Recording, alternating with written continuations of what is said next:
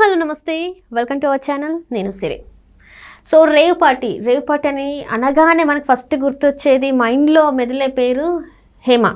So Hema గారిది rave party incident మనకు తెలుసు. ఈ మధ్యకాలంలో అది ఎంత రచ్చ అయిందో మనం చూసాము. పోలీస్ స్టేషన్లో తను మాట్లాడింది, అంటే ప్రతిదీ కూడా ఇంటర్వ్యూస్లలో ఎలా మాట్లాడింది కూడా చూసాము. అయితే ఇప్పుడు బెంగళూరు పోలీసులు అయితే తన మీద ఛార్జ్షీట్ ఫైల్ చేశారు. ఆ రేవ్ పార్టీలో తను ఉంది అండ్ డ్రగ్స్ కూడా సేవించారని చెప్పేసి అయితే పోలీసులు చెప్పడం జరిగింది. దీని మీద మరింత సమాచారాన్ని మనకి అందజేయడానికి ఈరోజు మనతో పాటు స్టూడియోలో ఉన్నారు ప్రముఖ సినీ క్రిటిక్ యజ్ఞమూర్తి గారు. నమస్కారం సార్. నమస్తే శ్రీ. సార్, ఇప్పుడు చూస్తే రేవ్ పార్టీ హేమ గారు ఇది ఎంత హల్చల్ అయిందో మనం చూసాము. అన్ని సోషల్ మీడియాలో, టీవీలో మొత్తం మోగిపోయింది తన గురించి. అయితే తను ఏంటంటే లేను కాదు కూడదని అన్న మాటలు, కానీ ఇప్పుడు పోలీసులు మాత్రం నిర్ధారించారు ఏంటంటే తన పార్టీలో ఉంది, డ్రగ్స్ కూడా సేవించారని చెప్పేసి మరి వాళ్ళు చెప్పడం జరిగింది. మరి ఏమంటారు దీన్ని అసలు? నిజంగానే హేమ ఇష్యూ ఒకటి చాలా రోజుల పాటు నలిగింది, మనకు తెలుసు. సో అక్కడ బెంగళూరు శివారులో ఉన్నటువంటి ఒక ఫామ్ హౌస్లో చాలా గ్రాండ్గా ఒక రేవ్ పార్టీ జరిగింది. అంటే సన్ రైజ్ అని ఒక పేరు పెట్టుకొని దానికంటే ఈవినింగ్ నుంచి మార్నింగ్ వరకు తెల్లారుజాము వరకు దాన్ని నిర్వహించుకొని అట్లా పెట్టుకున్నారు అక్కడ. అయితే మొదట ఒక బర్త్డే పార్టీగా మొదలైనటువంటి ఆ పార్టీ తర్వాత రేవ్ పార్టీగా మారింది. హేమ ఆమె చెప్పడం ఏంటంటే, నాకు రేవ్ పార్టీ అని తెలియదు, నేను బర్త్డే పార్టీ అని చెప్పేసి నాకు తెలిసిన అతను నా స్నేహితుడి బర్త్డే పార్టీ అని చెప్పేసి వెళ్ళాను. నేను తెల్లారుజామున లేను, ఆ రేవ్ పార్టీలో అయితే నేను బర్త్డే పార్టీ వరకే ఉన్నాను. నేను తర్వాత జరిగిన రేవ్ పార్టీలో నేను లేను. సో నేనంటూ ఏదైతే బయటకు వచ్చాయో అప్పుడు అది యాక్చువల్గా నేను కాదు సో అని చెప్పేసి అవేవో ఆమె ఇచ్చిన ఇంటర్వ్యూల్లో కూడా సో ఈమె ఫోటోని, తర్వాత అక్కడ ఆమె అంటూ బయటకు వచ్చినటువంటి ఇమేజెస్ ఏవైతే ఉన్నాయో ఆ నెయిల్ పాలిష్ని బట్టి గుర్తుపట్టినట్టుగా, ఆ ఇన్వెస్టిగేషన్లో బయటపడినట్టుగా దాన్ని ఒక కలర్ అయితే ఇచ్చారు. సో ఆమె రేవ్ పార్టీలో ఉంది అని పోలీసులు అక్కడ అధికారులే నిర్ధారించారు. సో ఈమె తర్వాత అంటే విచారణ నిమిత్తం రమ్మంటే ఈమె రాకపోతే, నోటీసులకు స్పందించకపోతే వాళ్ళే పోలీసులు వచ్చి స్వయంగా ఈమెను ఇక్కడి నుంచి హైదరాబాద్ నుంచి తీసుకెళ్ళినప్పుడు ఆమె మళ్ళీ మీడియాతోటి నాకు అసలు ఎప్పుడు ఎలాంటి డ్రగ్ టెస్టులు చేయలేదు, ఇగో ఇప్పుడు చేస్తున్నారు అని చెప్పేసి అప్పుడు ఆమె చెప్పటం, ఇవన్నీ చూసాం. సో ఆమె మీద పోలీసులే చెప్పడంతో, ఆమె డ్రగ్స్ తీసుకొని చెప్పడంతో సో వీళ్ళు ఏం చేశారు, మా అసోసియేషన్ ఆమె మీద సస్పెన్షన్ వేశారు. సో తర్వాత నడుస్తూ ఉంది ఈ కేసు పురోగతి ఏంటి, ఏం జరుగుతుంది అనేది మళ్ళీ మధ్యలో కొంత గ్యాప్ వచ్చింది, మనకేమీ తెలియలే. సో ఈమెం చేసింది, ఈమె స్వయంగా సొంతంగా మళ్ళీ ఒక డ్రగ్ టెస్ట్ చేయించుకొని అందులో నెగిటివ్ రావడంతో సో నాకు ఏమీ లేదు, నేను ఆ దాంట్లో డ్రగ్సే లేవు నా రక్తంలో, నేను డ్రగ్స్ తీసుకోలేదు, అదంతా కూడా కావాలని కొంతమంది చేస్తున్నటువంటి ప్రచారం, మీడియా చేస్తున్న ప్రచారం తప్పితే ఏమీ లేదు అని చెప్పేసి మళ్ళీ ఆ రిపోర్టులు పట్టుకొని ఆమె మా అసోసియేషన్కి ఇవ్వటం, దాంతో అసోసియేషన్ ప్రెసిడెంట్ ఎవరైతే ఉన్నారో ఆయన విష్ణు ఆ సస్పెన్షన్ని ఉపసంహరింప చేయటం, ఇదంతా జరిగింది. సో ఇప్పుడు మళ్ళీ లేటెస్ట్గా ఈరోజు ఆ బెంగళూరు పోలీసులు ఒక ఛార్జ్ షీట్, దాదాపు more than 1000 pages charge sheet అది. సో దాంట్లో 88 మంది, అంటే రేవ్ పార్టీలో పాల్గొన్న వారిలో 88 మంది డ్రగ్స్ సేవించారు, ఆ 88 మందిలో హేమ ఒకరు అని వాళ్ళు చాలా స్పష్టంగా ఛార్జ్ షీట్లో పేర్కొన్నారు. దాంతోపాటు ఆ ఛార్జ్ షీట్లో ఈమెకి చేసినటువంటి డ్రగ్ టెస్ట్ ఏదైతే ఉందో, రిజల్ట్ ఏదైతే ఉందో దానిని కూడా అందులో పొందుపరిచారు. సో ఆమె MMDS ఏదో సంథింగ్ దాని పేరు ఏదో ఉంది, ఆ డ్రగ్ పేరు. సో దాన్ని ఆమె సేవించినట్లు పరీక్షల్లో తేలిందని చెప్పి వాళ్ళు పేర్కొన్నారు. సో అప్పుడు ఎవరో ఒకరు, అంటే ఈమె చెప్తున్న అబద్ధమా, పోలీసులు చెప్తున్నది అబద్ధమా, ఎవరితో ఒకరిదే కదా నిజం అవ్వాలి.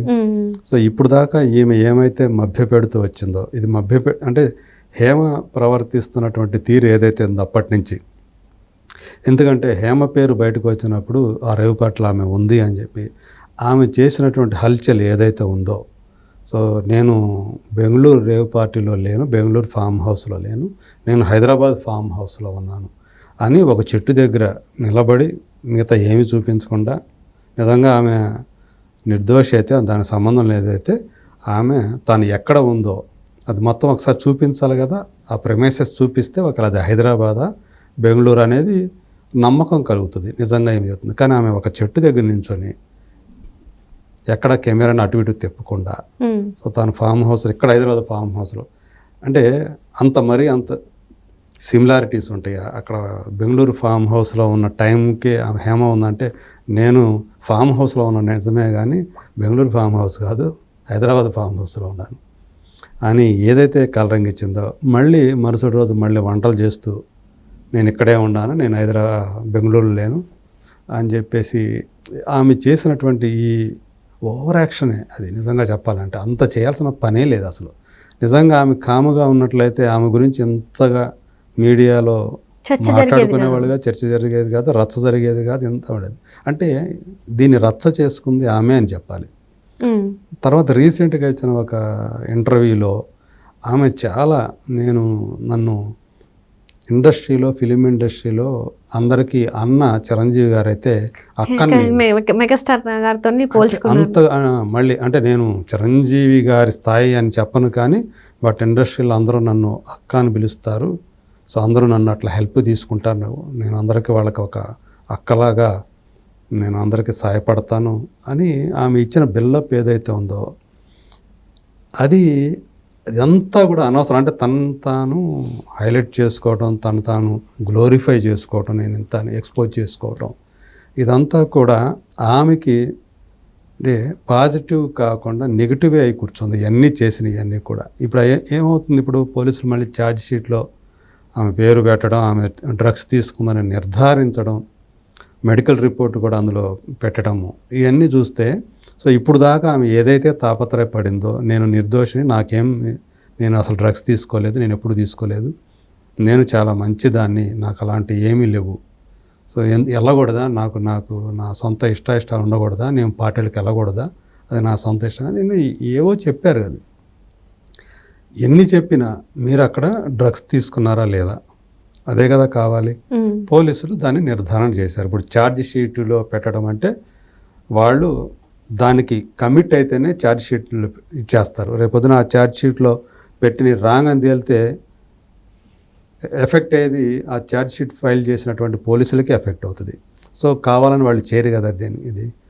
సో కావాలని ఎవరో ఇరికించరు కదా హేమను కూడా. సో ఇదన్నీ చూస్తూ ఉంటే ఇదంతా కూడా హేమకి ఇప్పుడు ఈ మెడ చుట్టుకుంటున్నట్టు ఈ case, rave party drugs case. మరి ఇప్పుడు ఇంత జరిగిన తర్వాత అంటే మొదట్లో ఆమె పేరు బయటకు వచ్చినప్పుడు ఆమె ఒక గృహిణి, ఆమె ఒక తల్లి, సో కాబట్టి ఆమె మీద అనవసరంగా తెలియదాకా నిర్ధారణ అయ్యేదాకా మనం ఆమెని నిర్దోషిగానే చూడాలి, నిందితురాలుగా చూడకూడదు అని చెప్పి సపోర్ట్ చేసి వచ్చినటువంటి విష్ణు తర్వాత పోలీసులు ప్రకటించడం ఆమె ఉందని ఈయన చూసి సస్పెండ్ చేశారు. మళ్ళీ ఈమె స్వయంగా అంటే మళ్ళీ ఏది ఆ కేసు ఏమైంది ఏంటి అనేది తేలకముందే ఈమె ఇచ్చినటువంటి సొంత మెడికల్ రిపోర్ట్ ఏదైతే ఉందో, తను సొంతంగా చేసుకున్న మెడికల్ రిపోర్ట్ ఏదైతే ఉందో దాన్ని బేస్ చేసుకొని ఆమె సస్పెన్షన్ ఎత్తివేయటం, ఇంత హడావుడి చేసి ఇంత చేసిన తర్వాత మళ్ళీ ఇప్పుడు అభాసు పాలయ్యే అవబోయేది మానే అవుతుంది. ఎందుకంటే ఒకసారి సస్పెన్షన్ ఎత్తివేశారు, సస్పెండ్ చేశారు ఆమెని, ఏది ఆమె అక్కడ నిందితురాలుగా ఉందని. తర్వాత ఎవరు ఆమెకి సర్టిఫికెట్ ఇవ్వకుండానే ఆమె సొంతంగా తనకి ఇచ్చుకున్న సర్టిఫికెట్ తీసుకొని దాన్ని బేస్ చేసుకొని మీరు సస్పెన్షన్ ఎత్తివేయటం ఏదైతే ఉందో అది మొదటి అంటే ఒక పెద్ద తప్పు కిందనే, ఒక పొరపాటనే చెప్పాల్సి వస్తుంది. సో అంటే ఆమె పూర్తిగా నిర్దోషి అని గనక వచ్చినట్లయితే అప్పుడు సస్పెన్షన్ ఎత్తివేస్తే కరెక్ట్ అయ్యేది. సో ఇప్పుడు వాళ్ళు ఏదైనా ఒక తొందరపాటు పని చేశారని చెప్పేసి అందరూ అనుకుంటున్నారు ఇండస్ట్రీలో కూడా. మరి ఇప్పుడు మళ్ళీ సస్పెండ్ చేస్తారా? మరి పోలీసులు ఛార్జ్ షీట్లో ఆమె పేరు పెట్టారు కదా, మరి ఇదంతా కూడా ఆమెకి అంటే ఖచ్చితంగా ఆమె రేపు కోర్టుకి హాజరవ్వాలి. సో ఛార్జ్ షీట్లో ఉంది కాబట్టి రిమాండ్ కూడా విధించే అవకాశం ఉంది. సో తర్వాత మళ్ళీ తను డిఫెండ్ చేసుకోవాలని ఇది ఉంది. సో మొత్తానికి కొంత కోర్టుకి మాత్రం ఆమె వెళ్ళే పని ఉంది. కోర్టు నుంచి ఆమె నిర్దోష అంటే ఈ మెడికల్ రిపోర్టే చాలదు ఇంకేమైనా కావాలని ఏమైనా కోర్టు ఏమైనా అడిగితే అప్పుడు ఏమన్నా చేయొచ్చు. పైగా ఏంటంటే కాకపోతే ఏంటంటే ఈమె పెడ్లర్ కాదు, ప్రస్తుతానికి జస్ట్ కన్జ్యూమ్ చేసిన కాబట్టి ఇక్కడ మామూలుగా ఏంటంటే బాధితులుగా చూస్తారు వీళ్ళని. సో ఏదేమైనప్పటికీ కూడా డ్రగ్స్ సేవించడాన్ని ఈమె ఇప్పుడు దాకా నేను చేయలేదు అంటూ వచ్చింది కదా. సో ఇదంతా కూడా తప్పుదోవ పట్టించే విధానం, ఇది కూడా ఒక నేరం కిందే వస్తుంది.